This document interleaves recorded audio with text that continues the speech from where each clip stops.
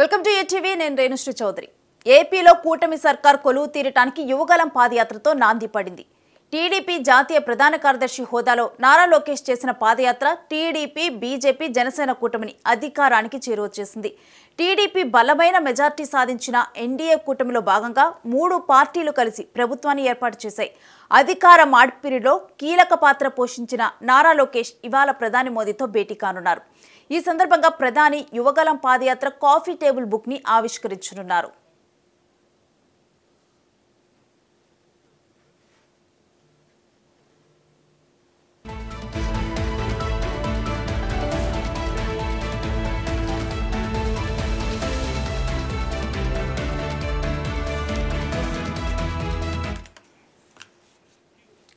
So Yuvagalam పాదయాత్ర ఇటు కూటమి ప్రభుత్వం అధికారంలోకి రావడానికి కూడా చాలా దోహదపడింది. అయితే ఇవాళ ప్రధాని మోదీ చేతుల మీదుగా కూడా ఈ యువగలం పాదయాత్ర కాఫీ టేబుల్ బుక్ అనేది ఆవిష్కరణ జరగబోతుంది. అయితే దీనికి సంబంధించి టీడీపీ వర్గాల్లో ఎటువంటి ఆనందోత్సాహాలు వెలువడుతున్నాయి, అప్పటి యువగలం పాదయాత్రలు అసలు చోటు చేసుకున్న సంఘటనలు కానీ వీటన్నిటి గురించి కూడా మనం మాట్లాడదాము. అయితే పూతలపట్టు ఎమ్మెల్యే మురళీ గారు మనతో మాట్లాడటానికి సిద్ధంగా ఉన్నారు. వారితో మాట్లాడదాము. నమస్కారం మురళీ గారు. నమస్కారం అమ్మా, బాగున్నారా? ఇవాళ యువగలం పాదయాత్ర కాఫీ టేబుల్ బుక్ ని ప్రధాని నరేంద్ర మోదీ చేతుల మీదుగా కూడా ఆవిష్కరించబోతున్నారు. దీని పట్ల కూడా ఎటువంటి ఆనందోత్సవాలు వ్యక్తమవుతున్నాయి? భారతదేశ చరిత్రలో చాలా మంది పాదయాత్రలు చేశారు.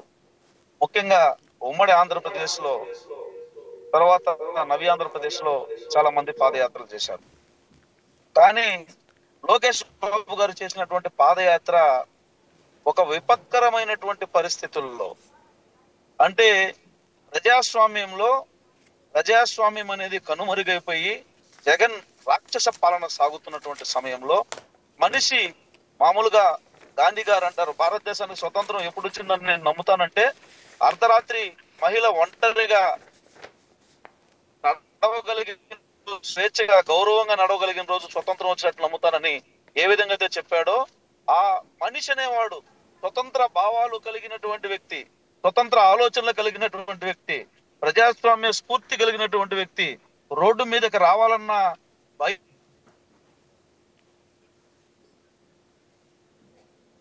మారినటువంటి ఒక సంకల్ప యాత్ర అది.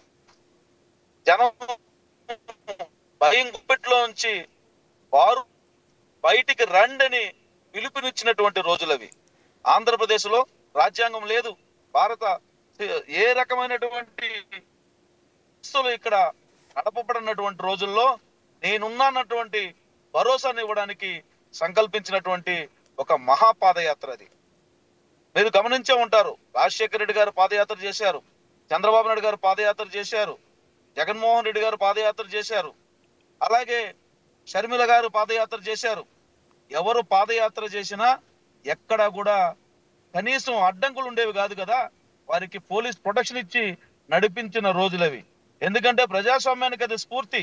ప్రజల్లో రాజకీయ చైతన్యం కలిగించి, రాజకీయ అవగాహన కలిగించి, ప్రజాస్వామ్య స్ఫూర్తిని రగిలించి రాజకీయ పార్టీలు కార్యకలాపాలు చేస్తుంటాయి. అయితే ఒకే ఒక పాదయాత్రని మీరు గమనించే ఉంటారు. కుప్పంలో మొదలైతే కనీసం 50 కిలోమీటర్లు కూడా దాటలేదు. బంగారుపాలెం దాటడానికి ముందే ఎంత ఇబ్బందులు కలిగించారు, ఏ రకమైనటువంటి ఆటంకాలు సృష్టించారు. కనీసం మైక్ కట్ చేయడం జరిగింది. మైక్ లేకుండా కనీసం 10 మంది గుమ్మి కూడా మాట్లాడుకునే రోజులు ఉన్నాయా? కనీసం ఒక చిన్న స్టేజ్ లేకుండా 100 మంది చేరడానికి అవకాశం ఉంటుందా? ఆఖరికి స్టూల్ ఎక్కినా, స్టూల్ మీద నేను నిలబడి మాట్లాడుతానంటే మనిషి మీద కేసు కట్టారు. ఆ స్టూల్ కూడా ఒక ప్రాపర్టీ కింద సీజ్ చేసి కోర్టుకు సమర్పించడం జరిగింది.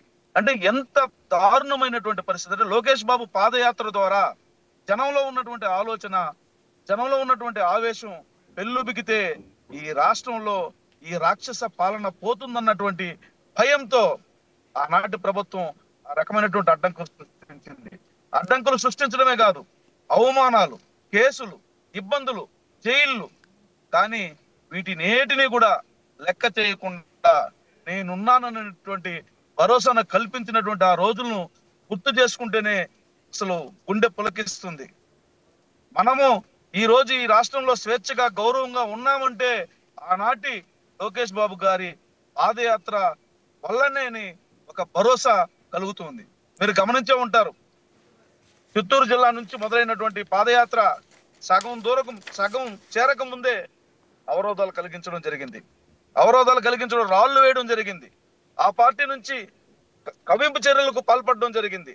కొన్ని సందర్భాల్లో దాడి చేయడం జరిగింది. పోలీసులతో పెట్టి అరెస్టులు చేయించారు. పాదయాత్రలో నడిచే వాళ్ళ మీదంతా కూడా 307 కేసులు పెట్టారు. అయినా కూడా ఎక్కడ కూడా మురళీ గారు, మొక్కపోయినటువంటి ధైర్యం. మీరన్నట్లుగానే పాదయాత్రలో అంటే ప్రతిరోజు కూడా ఆ బుక్లో రాయి తగిలినట్లుగానే కూడా ఆ రోజులన్నీ కూడా గడిచాయి. అయితే ఏదైతే ఈ పాదయాత్ర స్టార్ట్ చేసిన మొదటి రోజే తారక రత్న ఘటన జరిగిందో, అనుకోని ఘటన ఒకటి చోటు చేసుకున్నప్పుడు అప్పుడు సిచ్యువేషన్ ఏ విధంగా ఉంది ఆ రోజు? అసలు ఆ పాదయాత్ర మొదటి రోజే కూడా అపశృతి చోటు చేసుకుంది అని చెప్పి కూడా దాని మీద కూడా చాలా మంది ట్రోల్స్ రావటం కానీ ఎన్నెన్నో జరిగాయి. అప్పుడు సిచ్యువేషన్ ఏ విధంగా ఉంది అసలు అప్పుడు పార్టీ వర్గాల్లో? ఒక మహా సంకల్పం జరిగే ముందు కొన్ని ఇబ్బందులు తలెత్తినట్టే ఈ మహాసంకల్పం ప్రారంభమైన కొన్ని గంటలు గడవక ముందే ఆ దురదృష్టకరమైనటువంటి సంఘటన జరిగింది. కుప్పంలో పాదయాత్ర మొదలై దాదాపు 10 కిలోమీటర్లు కూడా సాగక ముందే ఆయన గుండె నొప్పితో బాధపడడం, ఆ తర్వాత ఆయన మృతి చెందడం బాధాకరమైనటువంటి విషయం. అయితే అప్పటికే కొన్ని ట్రోల్స్ వచ్చాయి. కానీ ఆ ట్రోల్స్ గుండెని బాధ కలిగించినా ఏదైతే ఆశయం ఉందో అది గుండెని నిబ్బరం చేసుకుని నడిచేలాగా చేసింది. లోకేష్ బాబు గారు అక్కడ ఆత్మస్థైర్యాన్ని కోల్పోలేదు. లోకేష్ బాబు గారు అక్కడ ఎక్కడ కూడా ఇక్కడ ఆగిపోవాలి, ఈ రకమైన ట్రోల్స్ వస్తున్నాయి, ఈ రకమైనటువంటి విమర్శలు వస్తున్నాయని ఎక్కడ కూడా ఆగిపోతే కొన్ని కోట్ల మంది ఆశయం అది, కొన్ని కోట్ల మంది గౌరవ ప్రతిష్టల్ని కాపాడాలన్నటువంటి ఆశయం. కాబట్టి అక్కడ తన సొంత బావమరిది చనిపోయినా, సొంత బావమరిదికి ఆ రకమైనటువంటి ఇబ్బందులు వచ్చినా ఆయన పాదయాత్రను కంటిన్యూ చేయడం జరిగింది. అంతేకాదు, మీరు గమనించే ఉంటారు, ఆయన పాదయాత్ర సక్సెస్ అవుతున్నటువంటి రోజుల్లో నారా చంద్రబాబు నాయుడు గారిని కూడా అరెస్ట్ చేయడం జరిగింది. నారా చంద్రబాబు నాయుడు గారు అరెస్ట్ చేయడం ద్వారా పాదయాత్రను ఆపేస్తాడని అందరూ అనుకున్నారు. ఇంకా పాదయాత్ర ఏం చేస్తారు అన్నటువంటి పరిస్థితులు కూడా వచ్చాయి. అయినా ఆ సంకష్టమైనటువంటి స్థితిలో ఎన్ని రోజులైతే ఆ ఇబ్బందులు ఉన్నాయో ఆ ఇబ్బందులు అయిపోగానే మళ్ళీ పాదయాత్రను మొదలు పెట్టడం జరిగింది.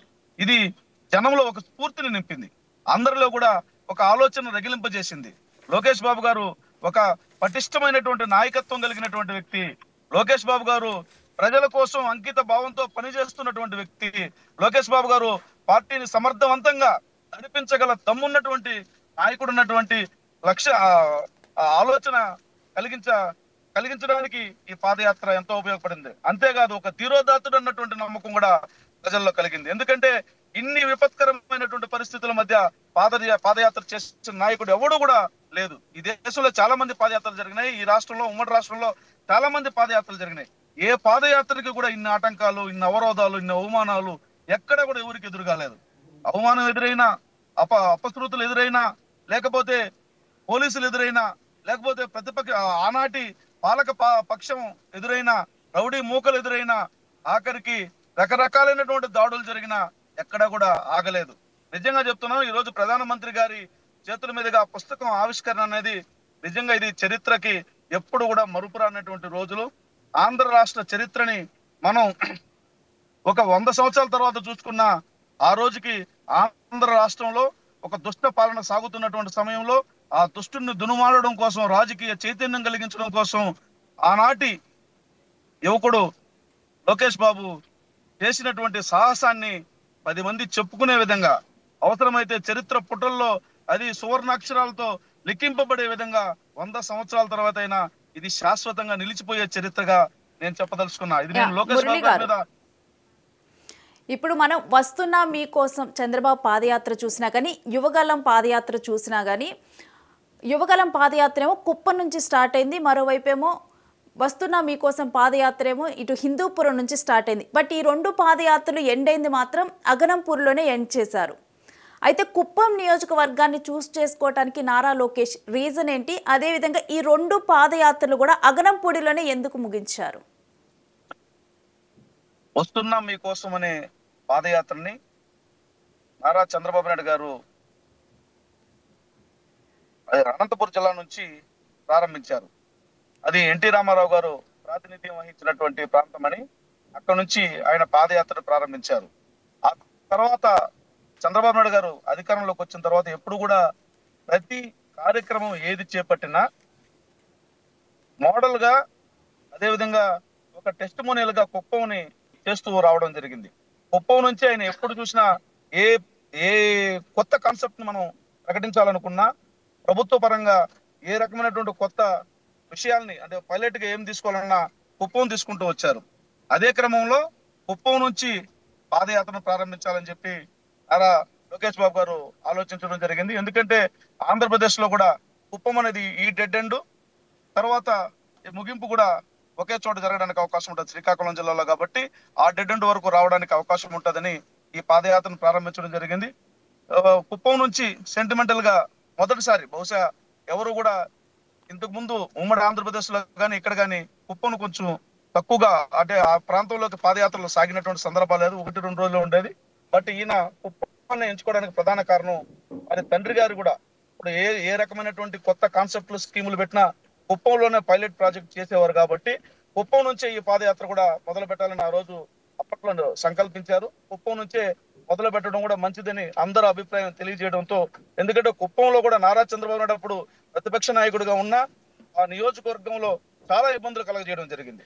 ఏ రకంగా కలగజేశారంటే కుప్పం మున్సిపల్ ఎలక్షన్ జరుగుతుంటే కుప్పం మున్సిపల్ ఎలక్షన్ కి వార్డుకు 1000 మందిని బయట ప్రాంతాల నుంచి తీసుకొచ్చి బస్సుల్లో లారీల్లో తీసుకొచ్చి దొంగ ఓట్లు వేయించి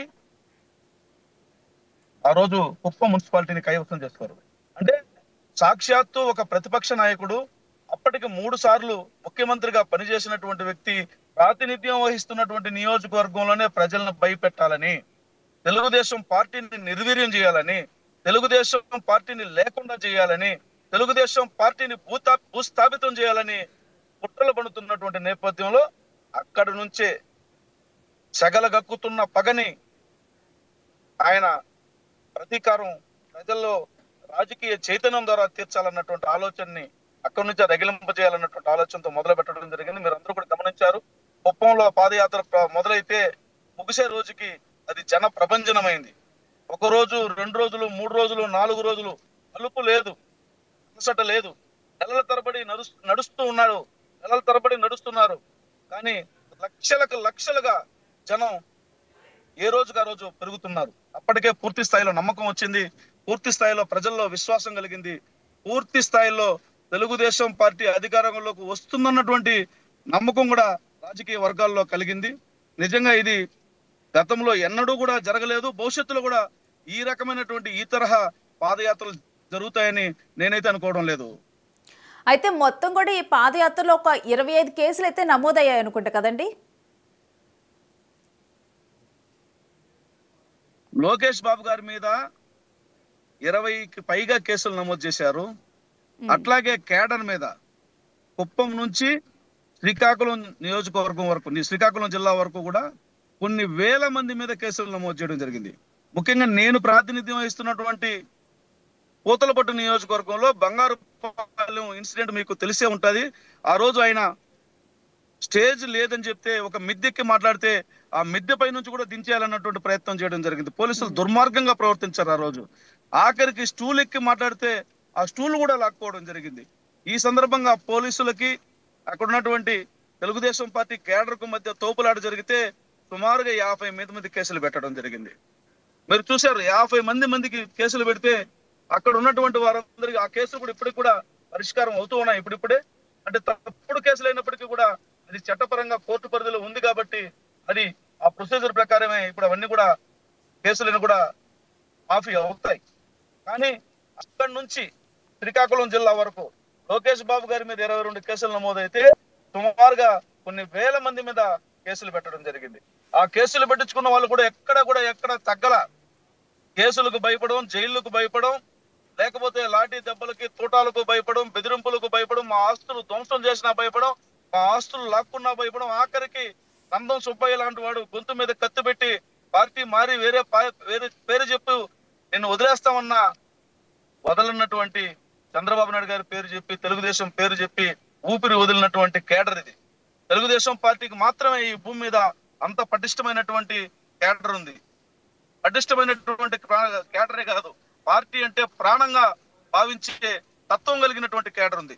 కాబట్టి ఆ కేడర్ అంతా కూడా లోకేష్ బాబు గారి మీద బలమైనటువంటి నమ్మకంతో ఇతను మన భవిష్యత్తు ఆశల వారధి అని భావించి ఆయన వెంబడి నడవడం జరిగింది. ఆ నడిచినటువంటి క్రమంలో ఆ మాట నిజమైంది. నిజమైనటువంటి ఈ రోజున ప్రధానమంత్రి గారి చేతుల మీదుగా ఆ రోజులు ఏదైతే ఆ భయంకరమైనటువంటి పరిస్థితుల్లో ఒక భరోసాగా నడిచినటువంటి యాత్రకు సంబంధించినటువంటి పుస్తకాన్ని ప్రధానమంత్రి గారి చేతుల మీదుగా రిలీజ్ చేయడం అనేది చాలా చాలా ఆనందంగా ఉంది. మీరందరూ కూడా గమనించారు.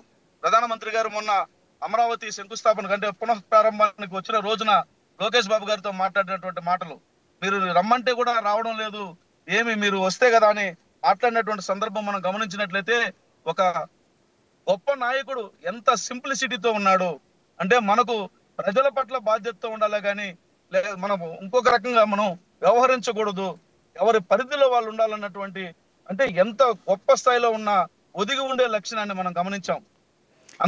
గమనించామా అప్పుడు కూడా నారా లోకేష్ కూడా నమో అంటూ సంబోధించడం కూడా మోదీకి నచ్చడం కూడా గమనించాము.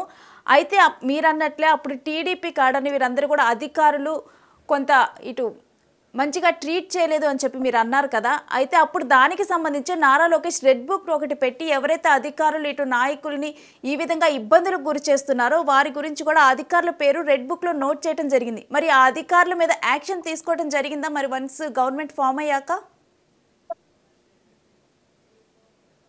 రెడ్ బుక్ అంటే ఎవరైతే చట్టాన్ని తమ చేతుల్లోకి తీసుకుని ఇతర వ్యక్తులకు చుట్టంగా మార్చారో వారిని ఆ రెడ్ బుక్ లో రాయడం జరిగింది. ఎవరైతే భారత రాజ్యాంగం ద్వారా భారత శిక్షా స్మృతిని వాడుకొని ఆ భారత శిక్షా స్మృతిని కొంతమంది వ్యక్తుల పాదాల దగ్గర పెట్టి ఆ చట్టాన్ని దుర్వినియోగపరిచి ప్రజల్ని ఇబ్బంది పెట్టి ప్రజల్ని ఎత్తుకుపోయి ఇంకొకరి కాళ్ళ కింద బానిసలుగా పెట్టాలన్నటువంటి ఆలోచనతో ప్రవర్తించారో వారికి సంబంధించినటువంటి పేర్లను నమోదు చేసినటువంటి విషయం అది. ఆ రెడ్ బుక్ అనేది ఏదో కక్షతో చేసినటువంటి రాతలు కాదు, అది కక్షతో రాసినటువంటి రాతలు కాదు. ప్రజలను ఇబ్బంది పెట్టిన వారు, ప్రజలను భయపెట్టిన వారు, ప్రజలను ప్రజాస్వామ్యాన్ని అపహాస్యం చేసినటువంటి వారిని ఆ పుస్తకంలో రాసి అలాంటి గొప్ప స్థానంలో వాళ్ళు ఉండకూడదు కాబట్టి వాళ్ళని అలాంటి స్థాయి నుంచి దించాలన్నటువంటి ఆలోచన. మీకు ఆటోమేటిక్ గానే అధికారం మారగానే వారి ప్రవర్తన మీరు చూసే ఉంటారు. ఇప్పటికే ఎవరెవరు వారు చేసినటువంటి దురహంకారానికి, వారు చేసినటువంటి దుర్మార్గాలకి ఏ రకంగా చట్టం అంటే, అప్పట్లో చట్టం వేరు ఇప్పుడున్నటువంటి చట్టం అంటే, అప్పట్లో చట్టాన్ని కొంతమందికి చుట్టాలుగా చేసి వ్యవహరించిన కారణంగా కొన్ని సవ్యంగా జరగలేదు. ఇప్పుడు అన్ని సవ్యంగా జరుగుతుండడంతో చట్టం ఏ విధంగా తన పని తాను చేసుకుపోతుందో మీరు అందరూ కూడా చూశారు. రెడ్ బుక్ అంటే ప్రత్యేకమైనటువంటి కక్ష సాధింపు కాదది. ప్రజల పక్షాన నిలబడినటువంటి ఒక పుస్తకం.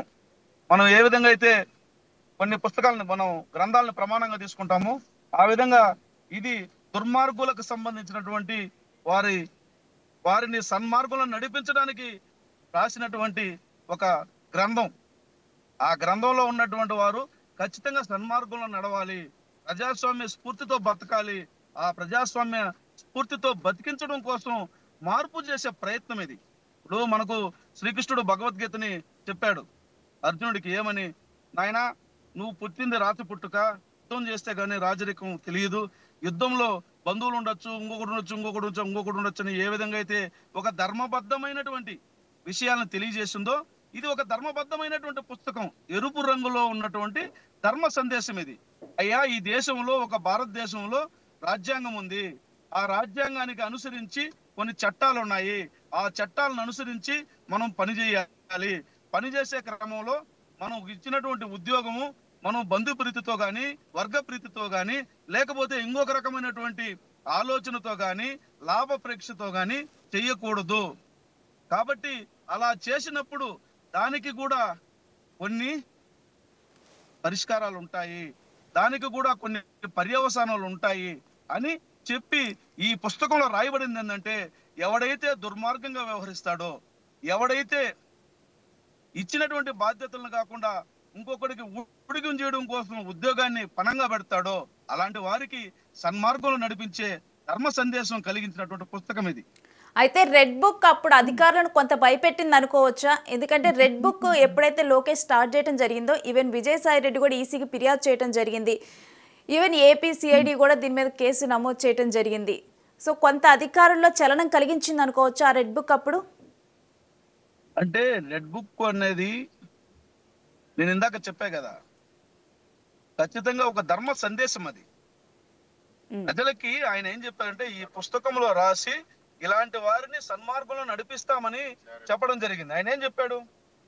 వాళ్ళని ఏమైనా ఉరిదీస్తామని చెప్పాడా? సక్రమమైనటువంటి మార్గంలో నడిపిస్తాము, మీరు దారి తప్పారు దారిలో నడిపిస్తాము, అతిక్రమించారు అతిక్రమించిన వారికి శిక్ష పడుతుంది. శ్రీకృష్ణుడు ఏం చెప్పాడు? ఎవడైతే ధర్మం తప్పి నడుస్తాడో వాడు ఖచ్చితంగా పోతాడని చెప్పాడు. ఎవడైతే బాణం పట్టుకుంటాడో అక్కడ యుద్ధం చేయాలని చెప్పాడు. అంటే ఒక ఒక మంచి మార్పు జరిగే ముందు మనం ఇది కూడా ఒక మహాభారతం లాగానే మనం చూడాలి. అంతకన్నా ఎక్కువగా అప్పట్లో మనం చూసాం దుర్యోధనుడి యొక్క పాలనని ఆ పురాణం ద్వారా తెలుసుకున్నాం, మహాభారతం ద్వారా.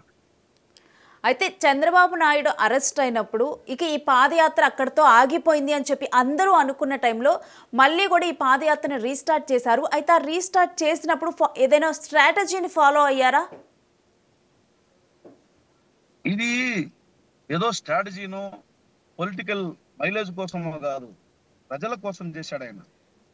ప్రజలు బాధల్లో ఉన్నారు, ప్రజలు భయంలో ఉన్నారు, ప్రజలు ఆవేదనలో ఉన్నారు, ప్రజలు ఇళ్లలోంచి బయటకు రాలేకపోతున్నారు, ప్రజాస్వామ్యం ఏమైపోతుందన్నటువంటి భయం కలుగుతుంది. కాబట్టి ప్రజాస్వామ్య వాదుల్లో మనలాంటి వాడెవడో ఒకడు ముందుకు రాకపోతే ఎట్లా, ఈ ప్రజాస్వామ్య దేశంలో ప్రజాస్వామ్య ఫలాన్ని మనం పొంది మనం ఇంత అయిన తరువాత ఆ ప్రజాస్వామ్యమే మన ముందే కూని అయిపోతుంటే, మన ముందే చెరచబడుతూ ఉంటే మనం చూస్తూ ఊరుకోవడం మంచిది కాదు అని ఆయన రోడ్డెక్కి తల్లిదండ్రుల ఆశీర్వాదం తీసుకుని రోడ్డెక్కి నాతో వచ్చేవారెవరు నాతో చచ్చేవారెవరంటే బాహుబలి సినిమాలో మీరు ఆ డైలాగ్ గుర్తు ఉంటుంది, నాతో వచ్చేవారు ఎవరు నాతో చచ్చేవారు ఎవరని. నిజంగా ఆ బాహుబలి ఆంధ్రప్రదేశ్ కి బాహుబలి నారా లోకేష్ బాబు. ఆంధ్రప్రదేశ్ రాష్ట్రంలో ఆ సినిమాలో చూసే ఉంటారు బాహుబలి ఏ విధంగా ఒక క్లిష్ట పరిస్థితుల్లో ఒకవైపు దుర్మార్గంగా చంపబడుతుంటే ఏ విధంగా అయితే ఒక్కడు లేచి యుద్ధం చేస్తాడో ఆ విధంగా ఆ ఆంధ్రప్రదేశ్ రాష్ట్రంలో ఒక నిజంగా చీకటి పాలన సాగుతున్నటువంటి సమయంలో చీకట్లో ఉదయించినటువంటి సూర్యుడు అతను.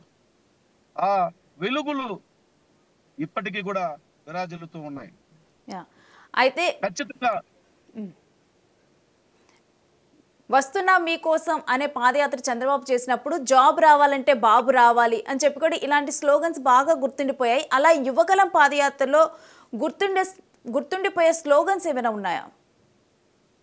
యువగలం పాదయాత్రలో ప్రతి గుండెలోకి లోకేష్ బాబు వెళ్ళాడు, అంతకన్నా గుర్తింపు ఏం కావాలా? ప్రతి గుండెలో ఒక చిన్న గుడి కట్టుకుని ఆ గుడిలో లోకేష్ బాబుని పెట్టుకుని అపురూపంగా చూసుకుంటున్నారు. ఇప్పుడు వర్గాలకు అతీతంగా పార్టీలకు అతీతంగా ప్రజలందరూ కూడా ఇతను రావాలి, ఇతను కావాలి, ఇతనైతేనే మన భవిష్యత్తును మారుస్తాడు అన్నటువంటి నమ్మకాన్ని కలిగించే విధంగా పాదయాత్ర సాగింది. అట్లాగే మీరు అప్పటికే సూపర్ 6 అనేవి కూడా ప్రకటించడం జరిగింది. లోకేష్ బాబు పాదయాత్ర చేస్తున్నటువంటి సమయంలో ఆయన ఇచ్చినటువంటి స్ఫూర్తితో కొన్ని లక్షల గుండెల్లో ఆయన పదిలంగా ఈరోజు స్థానం సంపాదించుకున్నాడు. మీరు చూశారు తెలుగుదేశం పార్టీ సభ్యత్వం ఏ స్థాయికి వెళ్ళిందో. భారతదేశంలో ఏ రాష్ట్రంలో కూడా ఏ పార్టీకి కూడా ఇంత సభ్యత్వం లేదు. అంటే ఇదంతా కూడా లోకేష్ బాబు గారు చేసినటువంటి ధైర్యము, లోకేష్ బాబు గారి మీద ఉన్నటువంటి నమ్మకము, లోకేష్ బాబు గారి మీద ఉన్నటువంటి విశ్వాసం అనే దానికి ఎంతకన్నా ప్రతీక ఏం కావాలా? అయితే ఈ రోజు ఆవిష్కరించబోయే పుస్తకంలో ముఖ్యంగా కూడా ఏ అంశాలు యువగలం పాదయాత్రలో ఉండనున్నాయని మీరు భావిస్తున్నారు? యువగలం పాదయాత్రలో జరిగిన ప్రతి సంఘటన అది మరుపురానటువంటి సన్నివేశమే. ప్రతి క్షణము అనుక్షణము అక్కడ రణరంగము సృష్టించాలని చెప్పి అధికారం వాళ్ళు ఇబ్బందులు పెడితే ఆ రోజు ఆ అధికార మదంతో చేసినటువంటి దుర్మార్గాలను ఎదిరించినటువంటి ప్రతి క్షణము కూడా అపురూపమే. ప్రతి క్షణము అపురూపమే, ప్రతి కలయిక అపురూపమే, ప్రతి అడుగు కూడా అపురూపమే. ఎక్కడ కూడా ఆయనకి పూలబాట కన్నా కూడా ముళ్ళబాటలు ఎదురయ్యాయి. ప్రజలు పూలతో స్వాగతం పలికినా ఆనాటి ప్రభుత్వం ముళ్ళ కంచెల కింద పెట్టారు. ఏ విధంగా అయితే రోజా, అందమైన రోజా వెనక ముళ్ళుంటాయి, రోజాను పట్టుకుంటే జాగ్రత్తగా ముళ్ళును చూసి పట్టుకోవాలంటారో ఆ విధంగా తెలుగుదేశం పార్టీ వారి అభిమానంతో పూలు పరిచిన ప్రభుత్వం దాని కింద ముళ్ళు పెట్టాయి. అయినా జాగ్రత్తగా అడుగులు వేసుకుంటూ కార్యకర్తలకి ధైర్యం నింపుకుంటూ ప్రజల్లో భరోసాను నింపుతూ ఆ రోజు పాదయాత్ర చేయడం జరిగింది. ఆ పాదయాత్ర ఫలితం ఈ రోజు కూటమి ప్రభుత్వం ఈ రోజు ఇన్ని అంటే 90% పైగా స్ట్రైక్ రేట్ తో గెలుపును సాధించడం జరిగింది. థ్యాంక్ యూ మురళి గారు. ఒక సాధారణ కుటుంబం నుంచి వచ్చి జర్నలిస్ట్గా వ్యవహరించి ఆ తర్వాత ప్రజాదరణతో పూతలపట్టు ఎమ్మెల్యేగా ఎన్నికైన మీకు అభినందనలు. థ్యాంక్ యూ మా. Thank you.